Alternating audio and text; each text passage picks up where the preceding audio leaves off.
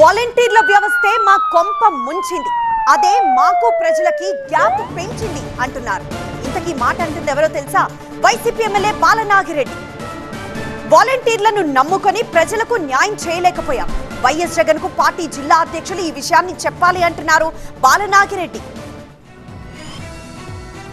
జగన్మోహన్ రెడ్డి గారు కూడా మాట్లాడతా వాలంటీర్ వ్యవస్థనే పక్కన పెట్టే తప్ప కార్యకర్తలకి నాయకులకు న్యాయం జరిగిందని చెప్తున్నా. ఆ వ్యవస్థ పోవాలి, వాళ్ళకు రావాల్సింది కార్యకర్తలు, నాయకులు. వీలుంటేనే ఇప్పుడు మనం ఏదైనా ఇల్లు కట్టాలంటే ముందు పిల్లర్లు ఉండాలా, బేస్మెంట్ ఉండాలా. ఇది లేదే ఆ వాలంటీర్లు తీసుకొచ్చి మన గొప్పలు ముంచేసారు. నిజంగా చెప్పాలంటే లేకపోతే మన పార్టీ అధికారంలో ఉండేదే మన నాయకులు కార్యకర్తలు అసంతృప్తితోనే చాలా మంది ఈసారి కూడా ముందుకు రాలేకపోయారు.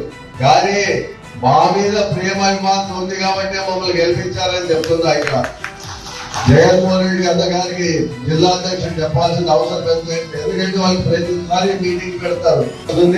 మన పోయినప్పుడు కూడా మన అసెంబ్లీకి పోయినప్పుడు చెప్పాను నేను జగన్మోహన్ రెడ్డి గారికి, అన్నా నువ్వు జిల్లాలోకి నువ్వన్నారా, లేకపోతే మా నియోజకవర్గాలను పంపిస్తా మీ దగ్గరికి. మీరు 5 మంది 10 మంది అంటే అయ్యే పరిస్థితి కాదు.